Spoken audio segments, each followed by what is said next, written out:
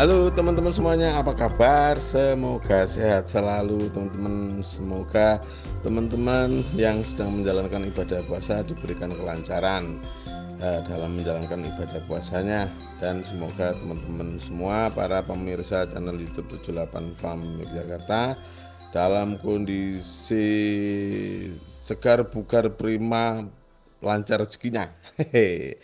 Oke teman-teman, pada video kali ini saya sebenarnya ini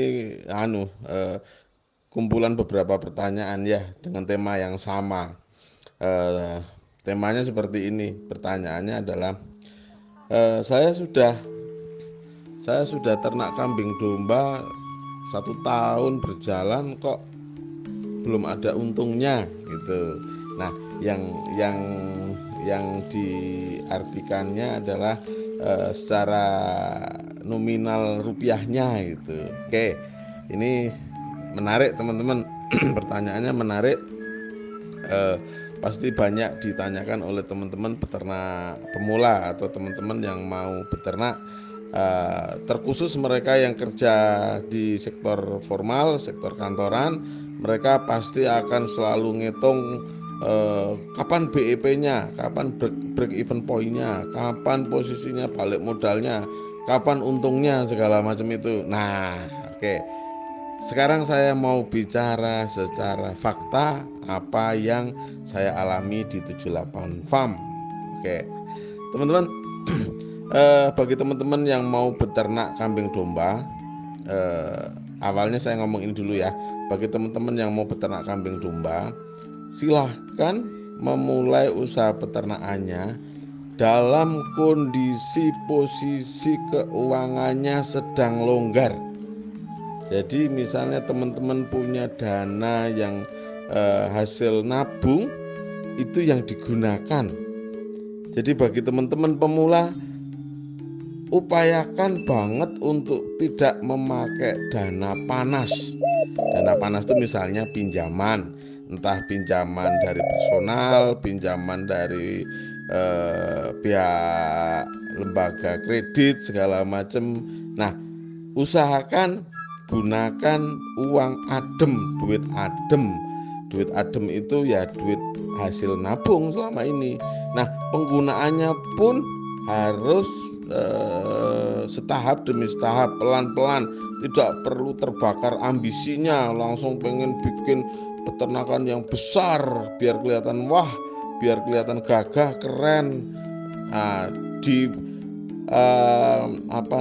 dikasih banyak jempol oleh para netizen, nggak perlu seperti itu. Jadi bagi teman-teman yang mau memulai, gunakan, kalau ini ideal banget ya, gunakanlah duit adem. Nah, duit ademnya ada seberapa itu yang digunakan. Artinya gini ya,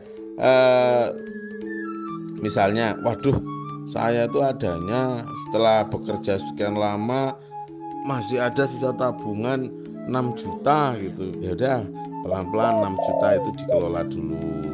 Dari persiapan pakannya, dari bikin kandang ukuran 3x2, dari beli indukan kambing atau indukan dombanya 1, 2 ekor, 3 ekor, atau beli katakanlah bakalannya 3 ekor. Nah, itu dulu yang dilakukan, Nah, kenapa kok pakai duit adem? Duit adem ini istilah kata gini, memang ternak kambing domba itu pasti lekat dengan yang namanya bisnis ya. Hanya saja teman-teman menjalaninya akan lebih nyaman, akan lebih tidak terburu-buru, tidak kemerungsung, tidak tergesa-gesa. Semua bisa dipikirkan dengan pikiran yang matang gitu. Nah, beda teman-teman kalau teman-teman menjalankan usaha pertamanya dengan uang panas atau uang pinjaman. Wah, ini teman-teman tingkat stressingnya super tinggi. Karena apa? Karena yang namanya jadwal cicilan tanggal jatuh tempo itu tidak berubah. Artinya kalau misalnya duit yang dipakai itu duit pinjaman bank, terus jatuh temponya tanggal 1, maka tiap tanggal 1 teman-teman harus menyediakan dana untuk membayar cicilan. Nah, jadi ketika teman-teman akad kredit, maka hari itu pun argonya sudah jalan. Nah, ini nanti beda kalau teman-teman menggunakan dana adem, dana tabungan. Jadi misalnya dana tabungannya ada 10 juta, ya gunakanlah 6 juta, gunakanlah 7 juta. Jadi teman-teman masih punya sisa cadangan 3 juta. Teman-teman ada dana adem 20 juta, ya pakai aja dulu 12 juta atau 14 juta. Jadi teman-teman masih punya dana cadangan 6 juta gitu. Nah, karena beternak kambing domba itu butuh waktu ya, butuh waktu, butuh kesabaran, butuh ketelatenan, butuh belajar, butuh berani merubah sesuatu yang langkah yang salah gitu. Nah, ini teman-teman, ini untuk teman-teman yang baru mau memulai, gunakanlah duit adem. Bagaimana yang sudah memulai dan sudah jalan 1 tahun, jalan 2 tahun, kok belum dapat untung gitu? Oke, nah teman-teman, ini versi saya ya. Jadi gini, ternak kambing domba itu jangan hanya dilihat keuntungannya dari sisi duitnya saja. Maksudnya gini, jangan hanya sekedar dilihat wah aku ya nanti baru dapat untung kalau jual kambingnya, jual dombanya. Enggak seperti itu ya. Karena dengan beternak kambing domba ini teman-teman kalau memang mau kreatif maka bisa multi bisnis. Loh kok bisa multi bisnis? Nah, seperti ini. Misalnya teman-teman memulai atau sudah ada ternak 10 ekor gitu. Nah, kalau teman-teman kreatif, maka teman-teman bisa menggunakan kotoran kambing dombanya diolah menjadi pupuk, kemudian untuk bikin kebun sayur. Misalnya bayam cabut, kangkung cabut gitu kan. Terus kemudian kacang panjang, cabai, tomat, selada. Nah, bisa juga untuk tanaman pangan, misalnya nanam singkong, ubi, kentang. Nah, bisa juga untuk tanaman buah, tapi ini jangkanya panjang. Misalnya jambu kristal, pepaya. Yang lebih panjang lagi, durian, alpukat, rambutan, lengkeng, manggis. Nah, ini yang saya sebutkan tadi baru sektor pertaniannya ya teman-teman. Nah, ada sektor lain lagi. Misalnya teman-teman menggunakan kotoran kambing dombanya diolah jadi pupuk, dicampur dengan kompos, ditambahi dengan limbah-limbah sayur dan limbah-limbah buah dari tukang buah. Kemudian itu sudah jadi media hidupnya cacing. Nah, ketika teman-teman sudah ternak cacing, maka teman-teman berpotensi bisa ternak ikan. Jadi dari cacingnya pun hasil cacingnya bisa dijual, dari hasil cacingnya juga bisa diambil untuk pakan ikan. Jadi teman-teman pelihara ikan tidak beli pelet, kan gitu. Nah, artinya ada banyak banget ya teman-teman, ada banyak banget sumber income-nya yang bisa dimasukkan di gerbongnya bisnis kereta usaha kambing domba ini gitu. Jadi ibarat kata ini sebuah kereta, nah ini gerbongnya ini bisa banyak banget, Nah, teman-teman akan menjadi pusing sendiri kalau tidak kreatif. Wah itu iya, jadi teman-teman hanya mengandalkan wah nanti beranak, wah, terus gede jual, ya, maka perputarannya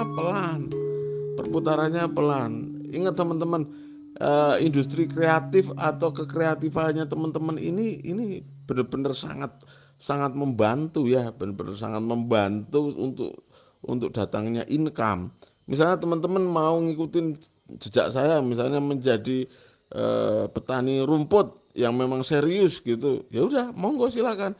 Akhirnya teman-teman bisa jual rumput pakan ternak, teman-teman bisa jual bibit rumput, teman-teman ada banyak hal lah di situ, bisa tumpang sari. Ada di video sebelumnya itu ada lahan rumput pakcong saya yang pinggirnya ditanami cabai. Nah, ini teman-teman. Jadi teman-teman harus kreatif. Kalau nggak kreatif ya berat. Karena apa? Karena misalnya teman-teman mau main penggemukan ya, oke, mau main penggemukan kambing atau penggemukan domba, semua harus terukur teman-teman. Semua harus terukur. Teman-teman harus punya partner yang pas untuk supplier pakannya. Teman-teman harus punya partner yang pas untuk supplier bakalan kambing dombanya.